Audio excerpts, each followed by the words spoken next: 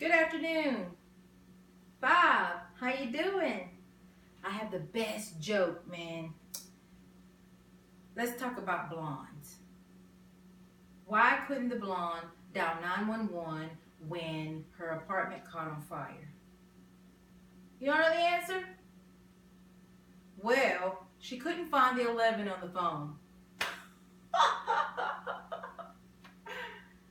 Have you ever heard a joke like that in your workplace?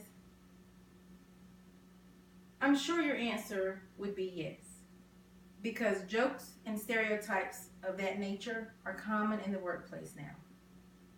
They're negative and they hurt people's feelings and they do terrible things for the morale in the workplace. Today I'm going to talk to you a little bit about negative stereotypes in the workplace and why they are wrong and should not be there. Examples of negative stereotypes in the workplace can be spacey blonde jokes like the one I just shared with you, where people are aiming or their target is that all blondes are dumb. It's a stereotype that's used to set a negative impact on a person because of their, in this case, appearance. Negative stereotypes such as these can hurt the morale of the job, it can hurt the morale of the people in the job, and it can cause negative side effects as far as the productivity of the job, of the workplace itself. So we need to make sure in the workplace that we do not have room for those types of negative stereotypes. Another example of negative stereotypes in the workplace is the married versus single stereotype. Single people tend to think that they are stereotyped by them being frivolous because they're single and because they spend more time worrying about their social lives versus the job itself, which could have a negative impact on the job as well. Those stereotypes are lies. They're not true. There are many single people that work just as hard and consider their job just as important and just as much a priority as married people. But because of negative stereotypes, because that is a perception that people tend to believe and tend to feed into, those negative stereotypes hurt people. There again, there's no place in the room, in the workplace, for those type of stereotypes. Another stereotype that is often used is a racial stereotype.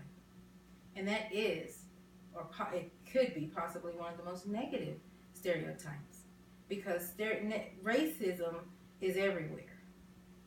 But in the workplace, racism can be because a person looks different. It could also be because a person believes differently because of their ethnic background. And when those things happen, it causes low morale, it causes confusion in the workplace, and it also tends to make people not even want to come to work. So there again, those type stereotypes are, for one, illegal and can have legal ramifications if documented correctly. And two, they're not good for the workplace. So stereotypes in the workplace are negative. Now there can be positive stereotypes, but in the end, most stereotypes turn out to be negative because stereotypes tend to have underlying meanings. It could be a joke that people think is harmless, but it could actually be a joke that hurts someone's feelings. And sometimes when those jokes are told, you don't even know that those feelings, the feelings have been hurt. So it's one of those things where we have to be careful how we conduct ourselves at work. Stereotypes can also lead to harassment, abuse towards a coworker, harassment, bullying, different things like that have no place in the workplace. In a study that was done in the Atlantic.com magazine, there was a study done that showed that a lot of people tend to have hurt feelings when it comes to negative stereotypes and never tell anyone. So they go to work with a negative attitude because that's rubbed off on them from those stereotypes. And people never understand why they're always angry at work or why they don't want to be there. Stereotypes, negative and positive, are common in the workplace. It's something you see every day. They're negative because they tend to lower the morale, they tend to hurt people's feelings, and they have no place in the workplace. So we need to make sure that we don't have this. We don't have negative stereotypes in the workplace. We need to be productive.